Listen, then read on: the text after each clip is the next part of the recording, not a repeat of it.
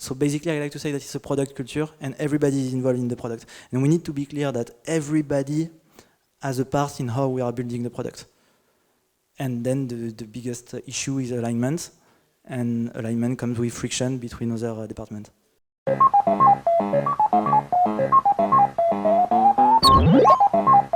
Thanks.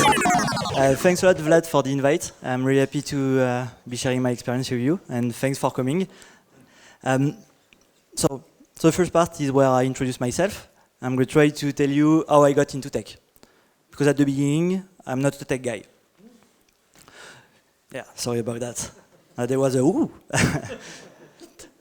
So basically, for me, it all started with two things. A shitty business ID, that's the first thing, and my best friend. So I don't know if you heard this story before, but that's how it started for me.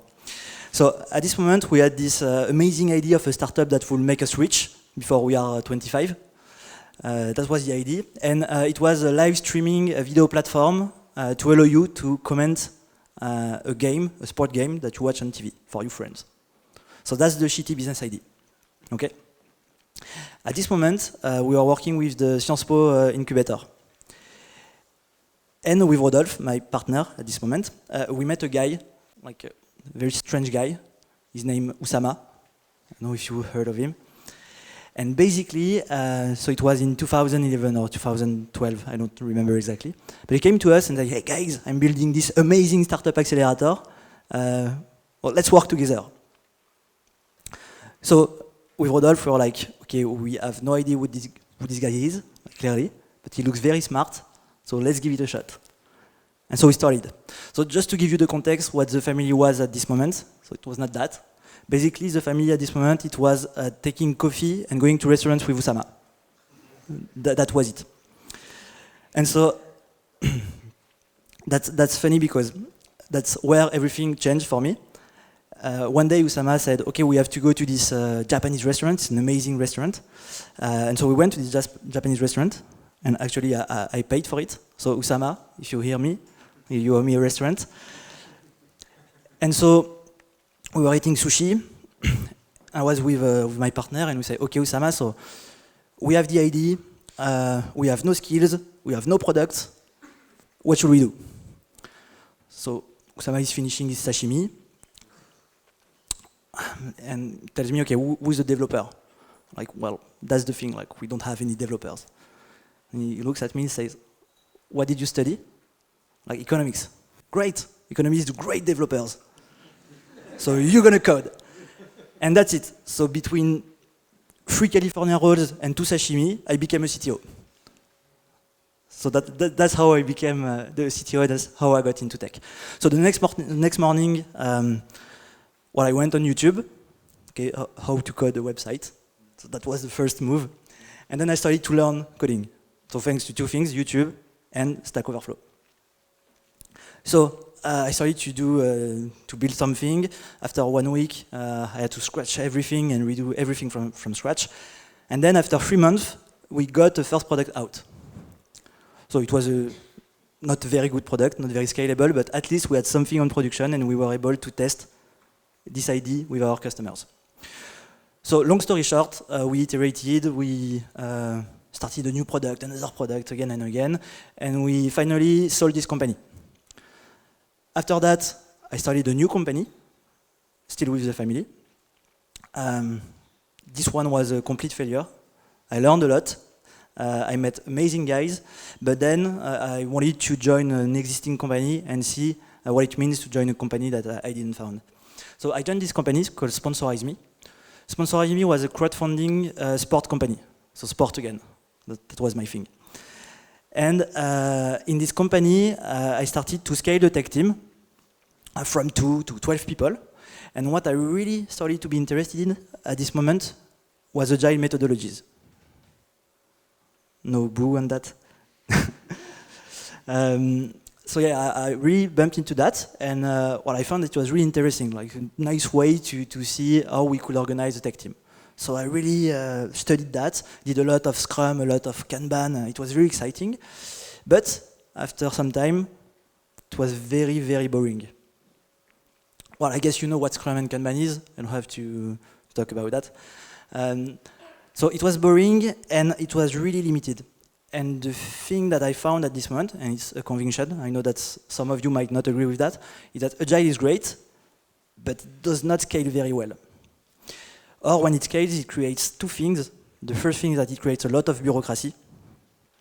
So basically, when you have 2 engineers, it's okay.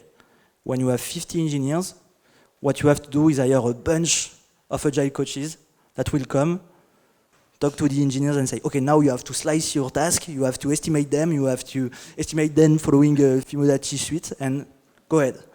And so that's the thing, you end up, that's the second thing, you end up with engineers that are supposed to be educated people that solve complex problems. And basically what they do is that they follow rules that they don't understand. So I will come back to that, but at Conto we are hiring a lot of new engineers, so I'm seeing a lot of candidates, and I'm always asking the same question. You're doing Scrum, so why do you estimate using points, and why you are doing it using a Fibonacci? Nobody is able to answer that. Like, nobody. So I don't know if you realize what it means. Basically, that's your day-to-day work, part of it. If you are lucky, it's a small part of it. If you are not lucky, it's a huge part of it, like the endless ceremony where you are doing the planning, etc. So that's a part of your day-to-day work, and you have absolutely no idea why you are doing it. So you are an engineer, you studied, you are solving a hard problem, and you are just following an Agile coach telling you, you have to do that, you have to do that. So it was not really fun to me. So I started to say, okay, I don't believe that we have to get rid of methodologies, because it's a great thing, and they exist for something, but I'd like to find something that is a bit more powerful than that. And my first move was to say, okay, methodologies basically, it's rules that are created from a model, a framework. So what is the model and the framework behind Agile methodologies? Basically a question that almost no engineers really think about. But again, it's a question of, do I try to think about what I do in my day-to-day work or not? So I started to do that, because I had time, okay? And what I found is that one of the roots of Agile methodologies was something that is called the TPS. Do you know what TPS is? Okay, it's Toyota Production System. You know what Toyota is? Okay, so I'm 25, 26. I'm in the startup world for some time now. So I feel like I'm young, I'm beautiful, I'm in the startup ecosystem, and I don't care about what all companies are doing. Because they don't know anything about business, we are going to show them what it is to do business. And at this moment, I realized that, well, what I was doing in my day-to-day life, day-to-day work, actually came from an old car manufacturer from Japan, and it was invented and formalized by a guy called Taiichi Ohno in the 50s. So, well, that was a shock, to be completely fair. So what I did at this moment was to say, okay, I want to learn more about that. And I got in contact with a guy that is called Régis Medina. And Régis Medina, you probably never heard of him, but he's one of the guys that imported extreme programming in France at the end of the 90s. He was really into that, and then he did a lot of Agile, and he came to a point where he said, okay, this is not good enough, and I'm going to try to find something new. And he bumped into the TPS. So you know what TPS is? No? Okay. And so I contacted him, and I said, okay, Régis, I want to know more about this stuff, like this weird stuff. Can you tell me more about that? And he told me, okay, Marco, if you want to learn more about that and what it means in IT, you have to know what it means in factories. Okay, so I bought books from Lean in factories, started to read them. Then I started to work with Régis. I went to French factories to visit French factories. Then I went to Japan to visit Japanese factories. Then I went to Toyota to visit Toyota factories. And well, I started to ask myself, okay, what can we learn from those people in the tech world? So I started to do back and forth between the two worlds, factories and tech. Okay? And I got so passionate about that that I started to coach CTO and CEOs from French startups. One of the guys that I started to work with was Steve Anavi, that is one of the founders of Conto. And after a few months working with him, he asked me, hey, do you want to join Conto, like as a CTO? Like, okay, like, let's get back to work, like to real work. And that's how I joined Conto as a CTO. Now I realize that I'm talking a lot about Conto. Do you know what Conto is? Cool. Who doesn't know? So cool. I needed a justification to speech my company. So, thanks a lot. What's your name? Okay, thanks a lot for that. So Conto, it's a B2B neobank. Okay, and basically what we do is that we offer bank account, credit cards, and all the tools that you need to create your activity or to handle your activity, whether you are an individual, entrepreneur, a small company, or a medium company. So to give you quickly the history of Conto, we launched the product 2.5 years ago, and 2.5 years we became the leader on the French market. We have more than 65,000 clients. And we opened the product to 3 new countries, Spain, Italy, and Germany. Now our goal is to be the leader on the European market, and to do that, we are hiring a bunch of great people for all the kind of stuff that we have to do at Conto. Among them, we are hiring engineers, and to give you the context about what I'm working on today, when I joined Conto, we were around 20 engineers. Today we are 70 engineers, and the plan is to be 120 in the next 12 months. So that's it about what I'm doing right now. So as you can guess, I'm focusing on a lot of things that Alison talked about just before. It was really interesting. I do not agree with everything she said, but I think that's the beauty of it. And so yeah, I'm happy to answer your question if you have any about that.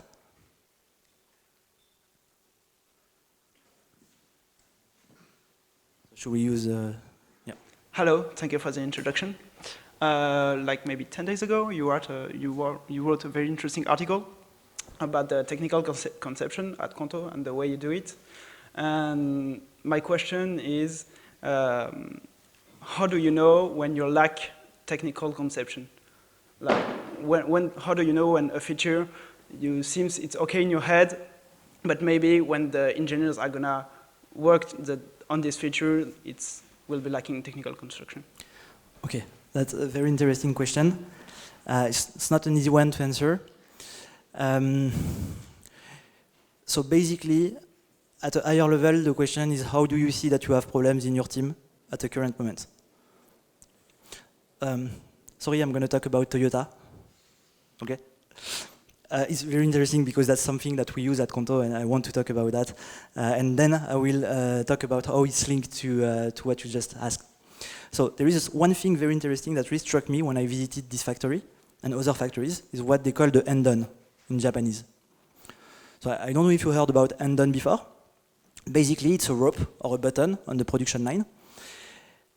And so everyone on the production line can push this button or pull the rope. And when they do, the whole factory stops. The whole factory, okay? So we are talking about thousands of people working on cars, and everybody can just push this button and basically make Toyota lose hundreds of thousands euros a minute. Why do they do that? Because they want to make sure that when someone sees a problem of quality, they have the means to stop everything so that we can come and help as managers or as colleagues. That's the Hendon system. And everything in this kind of factory is built around how can we see the problem right when they happen. So what it means in our world means different things. So the first level of it is that we use this word at Conto, Hendon. So basically, Hendon, when someone WhatsApp me the word Hendon, Slack me the word Hendon, or come and say Hendon, I just stop everything I'm doing. So I can be in a meeting with like a partner, I can be in a very important strategic meeting. If someone says Hendon, I just leave the room and go help the person that said Hendon. So that's the general concept. Now, another way to see it is how do you make it visually? How do you make it visual in your workspace? So at Conto, we can write on the walls, and basically for each feature that we start, every engineer put an ETA, a due date. And this is a very important stuff. You have two ways of seeing due dates. Due dates is either a way for managers to yell at people that are late. Okay, you don't want to do that. That's the worst kind of due date. Or due date as an easy way to see the difference between something that happens as expected and something that does not happen as expected. So it is a good way to see that you have gained and to see that you have problem solving to do. And what you want as a manager is to be scared when all the due dates are met. When all your due dates are met, it's either they are bullshitting you, like the engineers are bullshitting you, either they are bullshitting you. Like that's it. Like if the due dates are met, you are being bullshitted. That's the baseline. So that's the thing. So what it means is that when I walk through the workspace at Conto or on our virtual visual management, I can see right away if something goes wrong. I can see that, oh, the due date is not met. Or I can see that the due date for the dive-in, this technical conception part that we are doing, is not met. And it allows me to go talk with me or the manager, to go talk with the engineers working on this feature and say, okay, like obviously you need help or something did not happen as expected. What happened? Yeah, like the local environment was down. Yeah, I had this issue with staging. Or yeah, I bumped into this part of the code that is completely spaghetti code. And at least you know exactly where the problem is and you can solve it. So how do I know that we didn't do a proper technical conception? I see that the due date is drifting. That's one way of seeing it.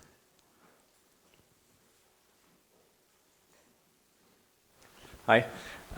What are the routines you have in place in your team? Dailies. That's it. That's So it. you don't do estimations anymore? What? You don't do estimations anymore? Estimation. No, so we don't do agile. Okay, we don't do agile anymore. Why we don't do estimation? So that's the question. Then I will tell you how we do it. We don't do estimation. That's what I was talking about agile. So basically, okay. So why do we estimate in agile? That's on you. Like you asked the question. Okay. Basically, to get an idea of whether we want to prioritize or not. Okay, yeah, that's one way of seeing it. So most of the time what happens in Agile team is, you tell me if it's something that happened to you.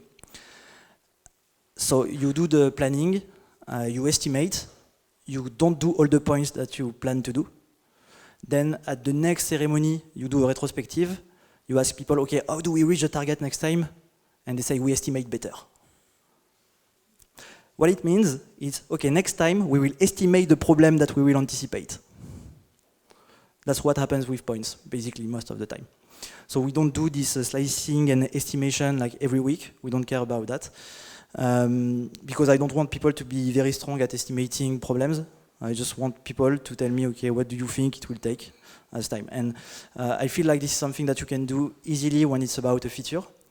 And how do we do it exactly? So at Conto, when you work on a feature, so the first thing is that developers are involved as soon as possible in the feature. They are working with the product, they are working with the designer to make sure that they have everything they need to know about the features.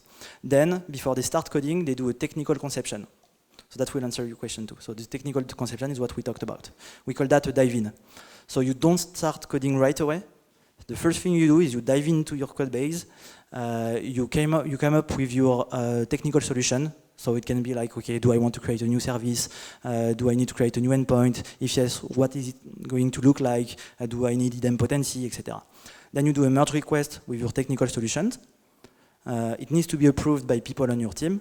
And once this is done, when you have the whole conception and everything is done, then you slice into stories that should be done in less than 1 day. And then you give the estimate. And the estimate is a due date. It's not something like at the task. I feel like if everything goes well, I should be able to ship that next week.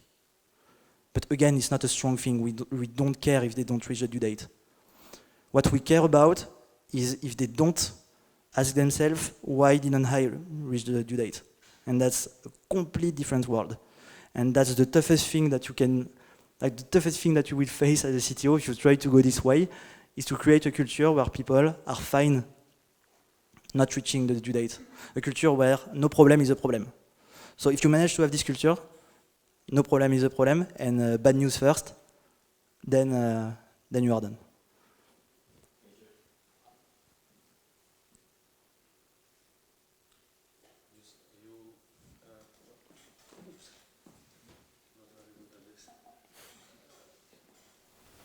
You went one step back from Agile to TPS, and then if you go one step back more, some people came up with this from first principles, and I guess you studied all that.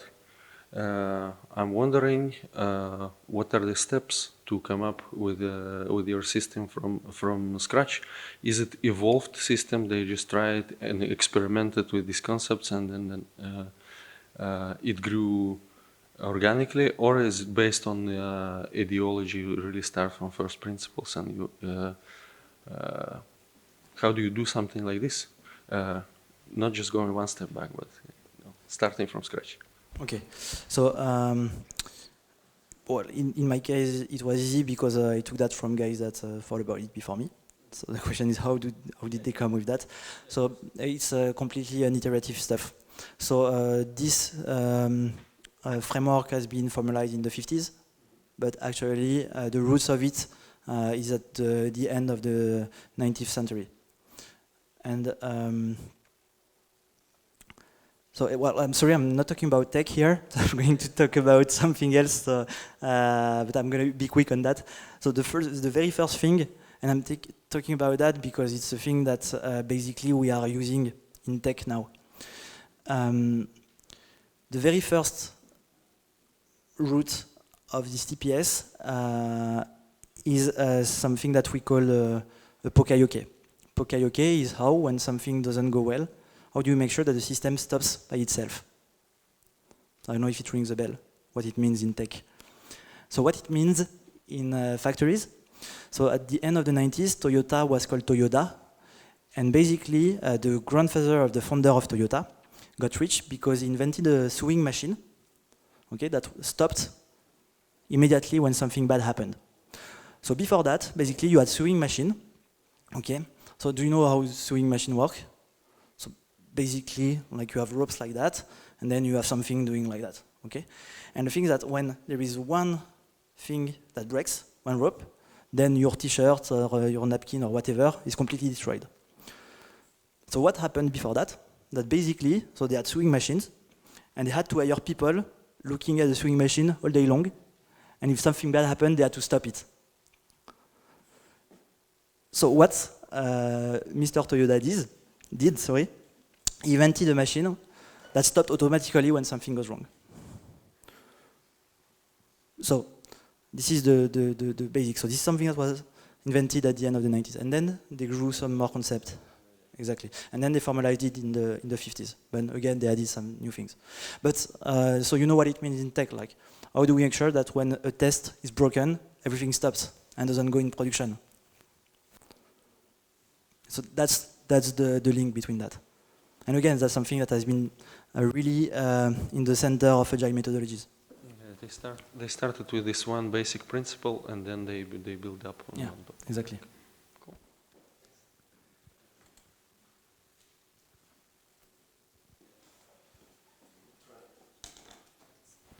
I have a question about the relationship between the tech section and the product section. Because I'm moving from the tech and to the product, actually. So it's a great move. Yeah. So do you plan something like a program for your tech guys to meet the customers, or do you have like product meeting with the tech, or it is not very sure? So yeah, this is something that we do. Why I'm saying that it's a great move, because the sooner you are in the production line, the more impact you have. So basically, if the products do their work well, everything we ship brings a lot of value to the users. If they don't, we can ship as fast as we want, we don't bring any value to the user. So that's why I was saying that. But about that, so yeah, what we do several things. The main thing that we do is that we are doing shadowing with the ops team, so the customer support team. Basically, every day we have one engineer that goes to the customer support team and work with them, answering the phone, answering emails, to see what it means to be in contact with the customers. So this is one thing. The second thing that we have, it's not mechanical, it's more some developers that are doing it, especially the developers from the mobile team. They are completely obsessed with the Note on the Apple Store and Google Store. I guess you know about that. And they are answering, each time they can, they are answering directly to the customers to solve their issues. So this is how we try to also to involve them into the product. Do you have like an idea about the frequency of one developer meets or make shadowing, like once a semester or something like that? So it's one every day.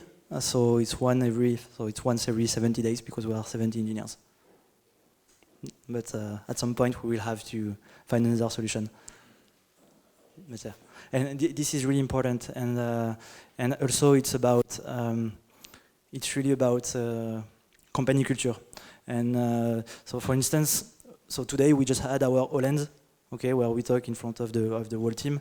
If you don't have your founder, reminding everybody all the time that we work for the customers and not just for working, then it doesn't work.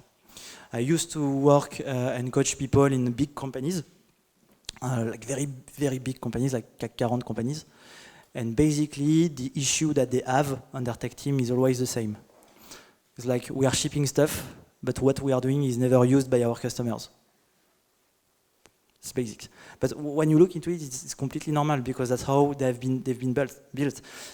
Basically, they were doing engineering and web, not web, but at least engineering way before us. And basically, they built their system 30 years ago. Okay, and at this time, the concept of product manager did not exist, at least not in our world. It existed in the factory world, but not in our world. So basically, they built companies with tech guys that were nothing but just guys that they expected to deliver code. And at the C level, you have the CDO, the CMO, the C whatever you want, okay? And they take decision about what needs to be done by the tech team. So we're going to do this project. And then the tech team just get a project, and then they work for 1,000 days on it, and they ship something, but you have no product, no market research, anything, and well, that's how they ended up in this situation. But that's the reality of a lot of big companies. Okay. And just the last question about that. So for you, your personal relationship with the CPO, I think you have one? We have a head of product. Yeah. So what is the relationship with him or her? And so are you working regularly, like each day, with this person? Or?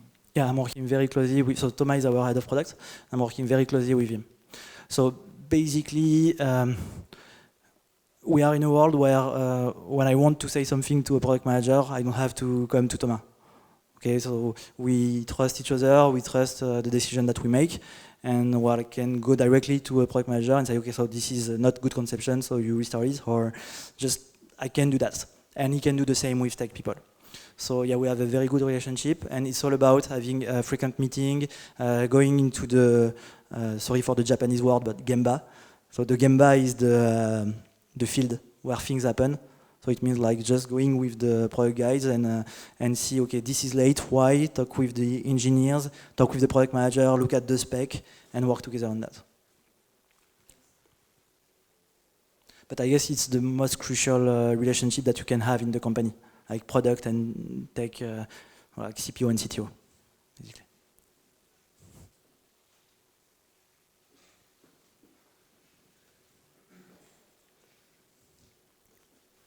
Thanks for the talk. How do you, so you were talking about custom support, so clients that are already onboarded. How do you make the same kind of discovery or same kind of facing with the business for customers that are not signed yet? Okay.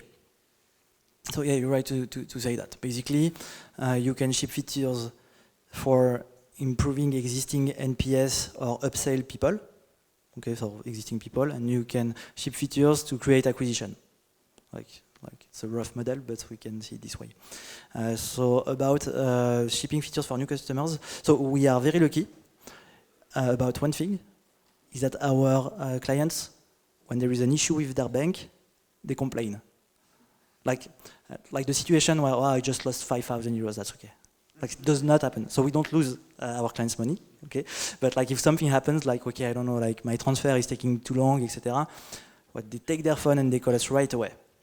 that you can be sure about that. Okay, so that's a very cool thing for us. And then what we have is that we have a small integration between our ticketing tool, Zendesk, and something that we call product board. And each time that we have a complaint about something, the customer support will just feel, thanks to a small macro, what is the customer demand. Okay, I need to have this new functionality, or this thing doesn't work well, etc. And then on product board, like we have thousands and thousands of feedbacks, and we can prioritize them, and we know exactly what our clients want. So this is one thing. But and I really need to say that. I'm going to go back to what it was, or what I think it was, or what I learned. It was web development 20 years ago, and product development. Basically, 20 years ago, nobody was really talking about product managers. It was all about tech guys thinking about, oh, this is a good product, I'm going to do it. So it was shitty UX, shitty everything, but well, it was pure technical work. Then, since I'd say 2010, now we are talking about product managers, and we have more and more product managers. And we came from a situation where basically it was done completely with the intuition of tech guys, to a situation when we have product managers that are afraid to make any decision if they don't have the data to make it. I don't know if you know what I'm talking about, but 10 years ago it was still intuition. Now, like, yeah, I have to have the data about that. Yeah, but it's like, come on, like, you have 200 users and that. Like, there is no way you can make any sense of any data about that. But they are afraid about it. And what we are trying to do at Conto is to train people to put again some part of intuition in what they do. Because if you follow data, I'm going to make some enemies, but okay, if you follow data, you do Samsung. If you put some intuition on it, you do the iPhone. That's the difference. And Steve Jobs, I'm not sure that some people in Apple were like, yeah, but there is no data about I don't know, like the small resistance on the slide. There is no data to prove that. I think he was like, okay, just shut up, you do it, and that's it.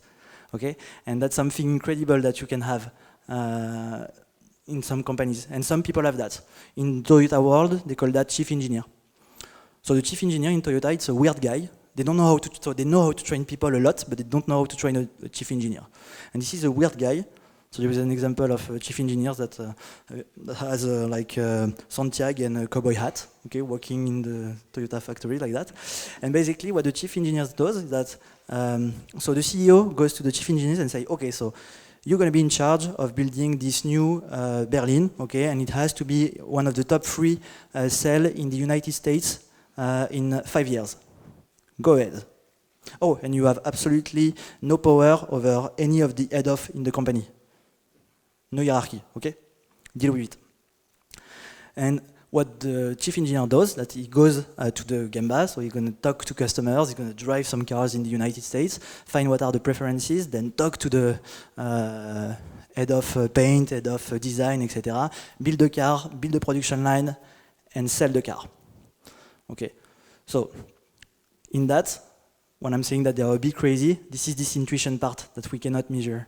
Like there is something like, and all great projects come from great chief engineers. And one very funny story at Conto is that we launched, so yesterday we launched something that we call X Cards. It's a premium card for businesses. But 2 months ago, we launched the first premium card that was called Plus Cards. X Card is even more premium. But that's what's funny about this story, is that when we started to work on that,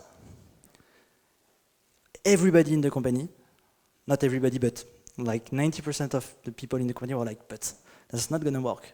That's not going to work. Like, why people will pay more for a car that just has a different colors and some stuff? And we have one of the founders, Steve, that is a chief engineer, was like, okay, but it's going to work.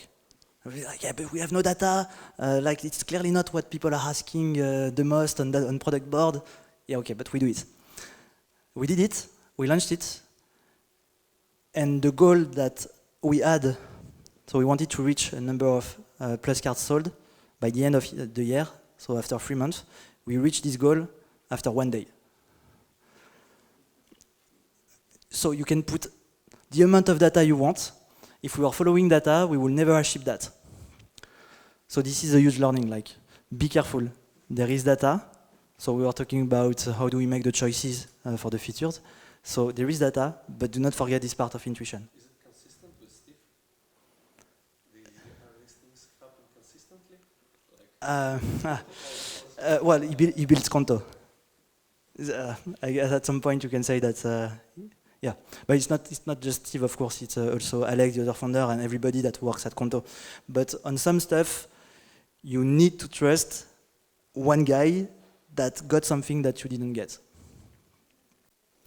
So yeah, well, you can do whatever you want with this information, because I have no idea how we spot those guys, except with repeated success. Okay, but yeah, that's the reality. Like sometimes you have people that are completely crazy. And when I was coaching CEOs, sometimes they were like, "Don't you think I was too tough on that with the team?" I was like, "No, like this is the only thing you're crazy about is that on your product you want the font size to be this one, and if you think like this is the thing that you want to have, just you don't negotiate with it.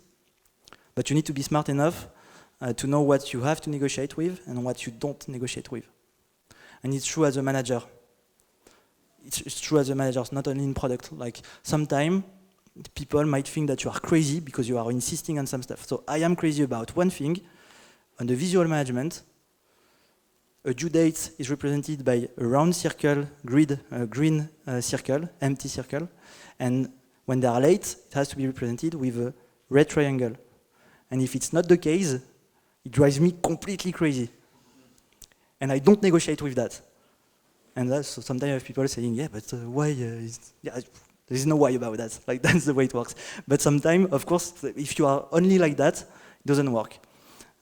Because basically creating trust is about two things. It's challenging people and showing vulnerability. If you are just challenging, you are just an asshole. Okay, you have to show vulnerability. So you need to know what you can just negotiate with. It's a long answer to a short question.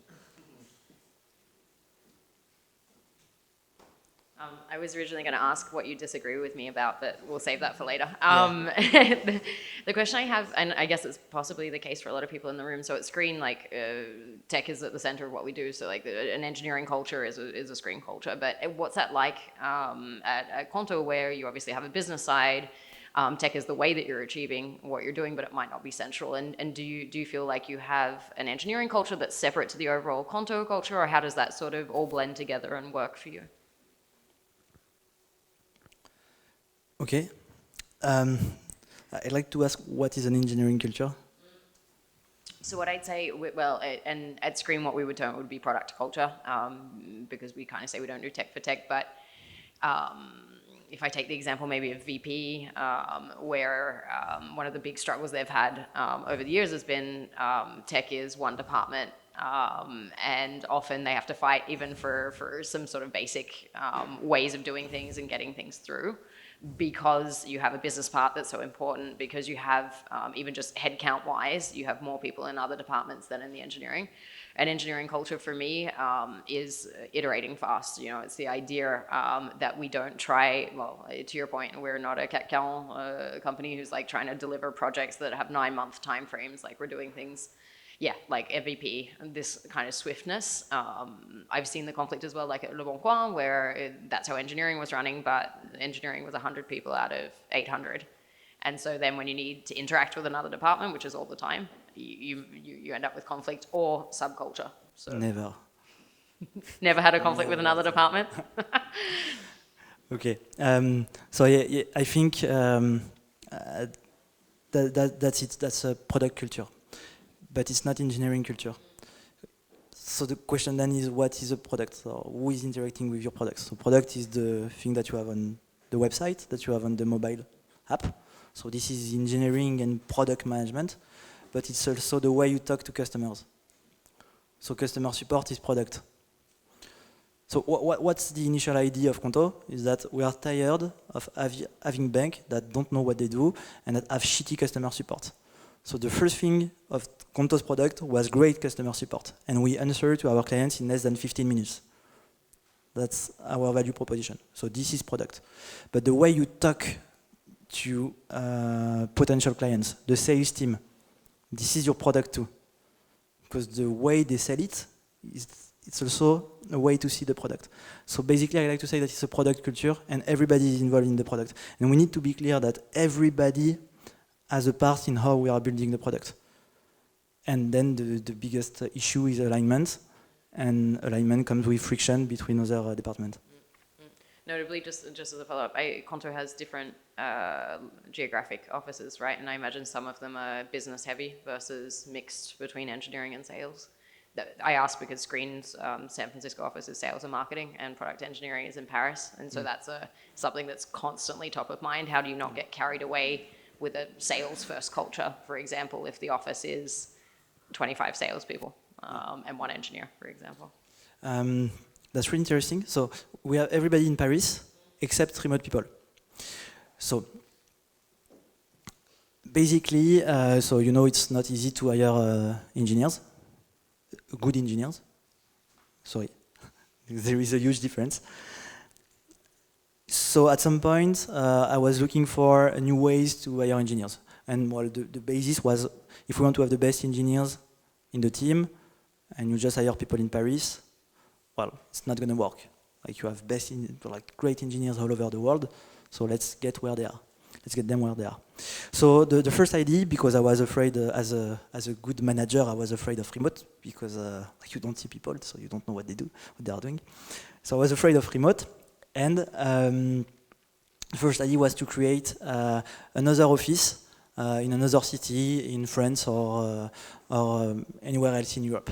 So that's the good idea, because you can hire new people outside of Paris, but you can go and see them. So that sounds like a great idea.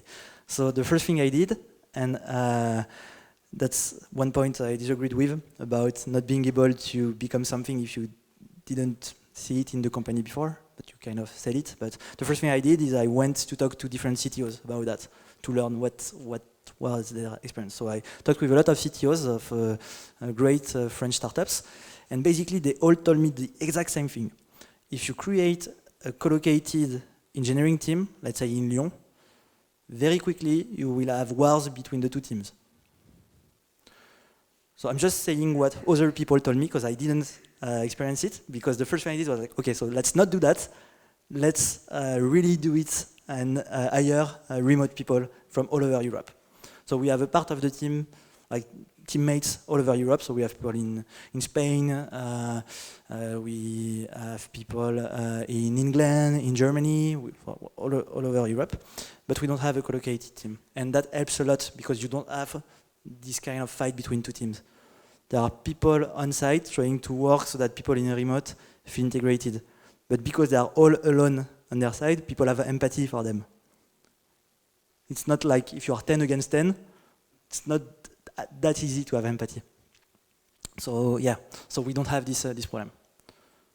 And thanks to all the CTOs that gave me this advice, I'm really happy that I didn't do that, basically.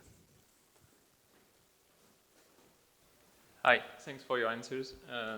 You talked about how you drifted a bit from mainstream agile methodologies. I'm wondering about alignment. Do you have OKRs at Conto, or do you have also an alternative point of view on alignment? How do you align people?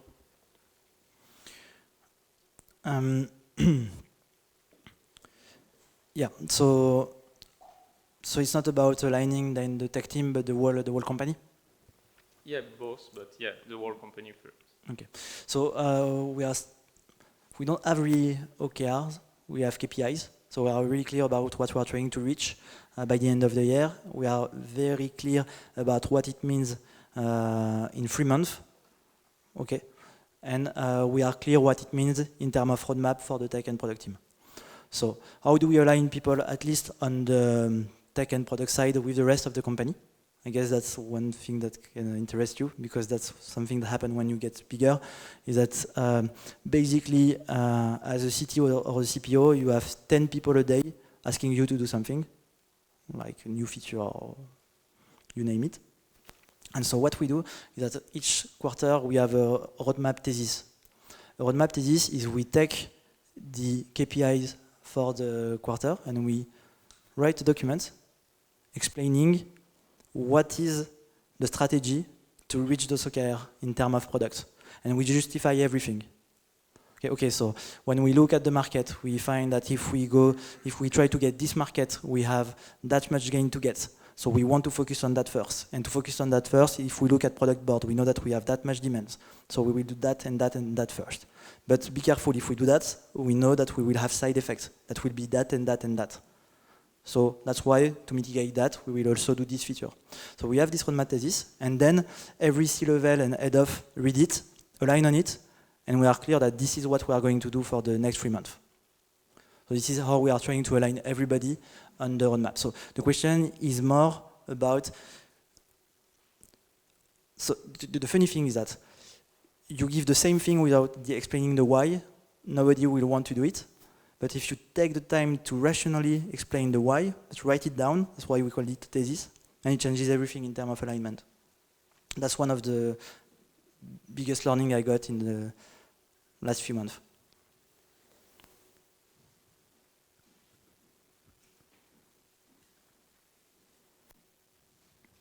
No question anymore? I don't know, where is Vlad? Can I have one? Ah, okay, yeah, go ahead. It's following the previous question. What for you is a good objective for a developer or software engineer? How do you maybe manage monthly software engineer? What's a good objective for him?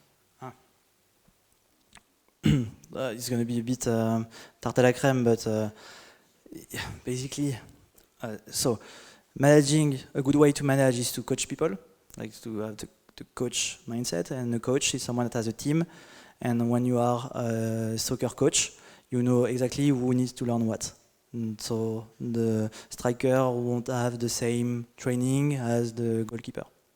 So the first thing is that you make sure that every manager has a clear plan for each of the people that they are working on. And this is qualitative. Okay, what I want you to do is to get better at conception. So what I'm going to do for the next quarter, I'm going to dive in to the technical conception with you. I'm going to give you feedback on that. And at the end of the quarter, we'll let you do one alone, and we'll see if you improved or not. That's the kind of thing that we are doing. That's the first thing. And you need to have the qualitative stuff. That's the first thing. And the second thing is more at the team level, but are we shipping the roadmap or not? Again, it's not saying, like, if you don't, it's not saying, yeah, we didn't. But it's a good way to see if we are reaching our goals. With one thing that you need to keep in mind, that if you reach your roadmap, if you ship everything in your roadmap, then it's a problem. You are not ambitious enough. I'd like to come back to one thing you've told just before regarding the remote employee you have. Is there some specific tools you have to keep them engaged and to ensure that they are part of the team and etc.? Yeah, we pay them the plane ticket and the hotel in Paris so that they can come often in Paris. First thing. Second thing, you make sure that in every room that you have in your company, you have cameras and you have microphones. That's the thing. And that's it, basically. That's how we do it. So to be completely frank with you, remote is something that we are learning to do. I think we are not that bad at it. It works pretty well, but we are not at the point where I can tell you what's working very well or not. But basically, you make sure that people come, but you don't force them to come. You make them come if they feel like it's needed for them. So basically, every remote people in the team, they know that every 5 weeks, they can take a plane ticket, we will pay it, they can stay in the hotel, and they can come with the team and work with the team. And we have the space so that they can sit with us. It's the first thing, that you kill a lot of stuff with that. Yeah. So on the day-to-day is make sure you have a HD webcam, make sure that you have a good microphone, make sure that everything that is decided is written, and that's it. Like, we don't have a tool where, like, fake, I don't know, a coffee machine, virtual bullshit stuff. Sorry if someone is building this product, but we don't have that. and it works well. Yeah, one tip. Maybe it's not a good idea. I'd like to be challenged on that, but what we realize is that when you have mixed team, people in remote and people that are not in remote, they work way better when you have remote people working together and non-remote people working together. So now my plan is to create a full remote team. So for two things, this thing, because it's a learning, and the second thing is I want to be in a situation where I don't know how to deal with it, so that I have to learn to deal with it.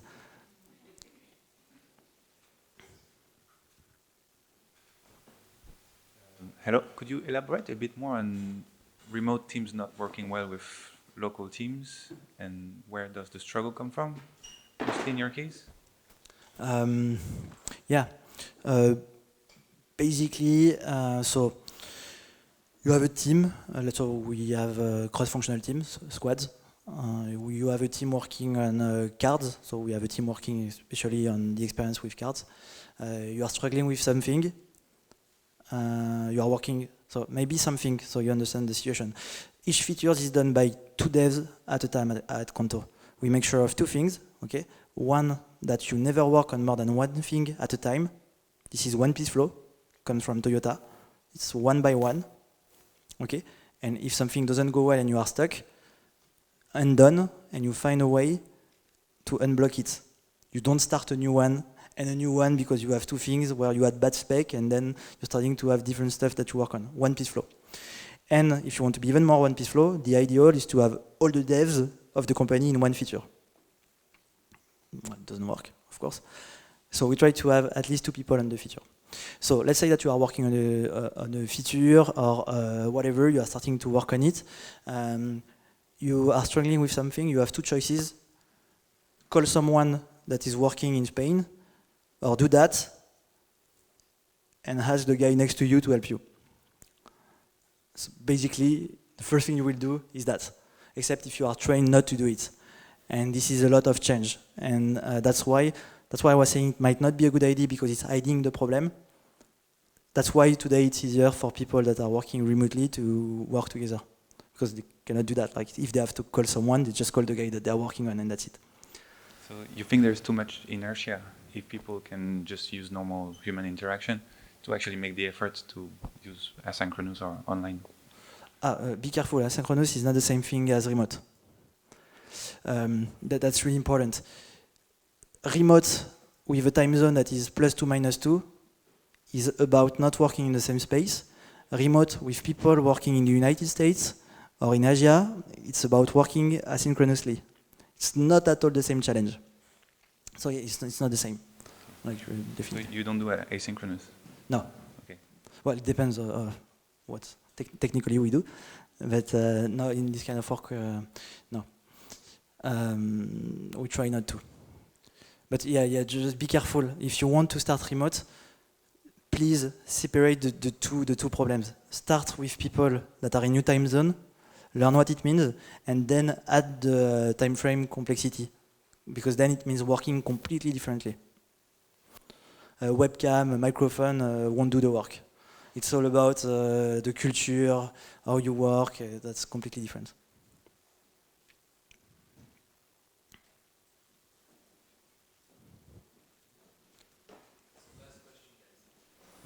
How do you whiteboard estimations for remote people?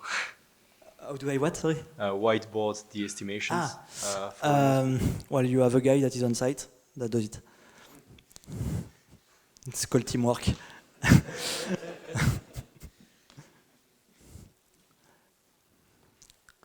Okay, that was the last question. It was a short one. Maybe we can have a last one? Or maybe we don't have a last one? Cool, thanks a lot.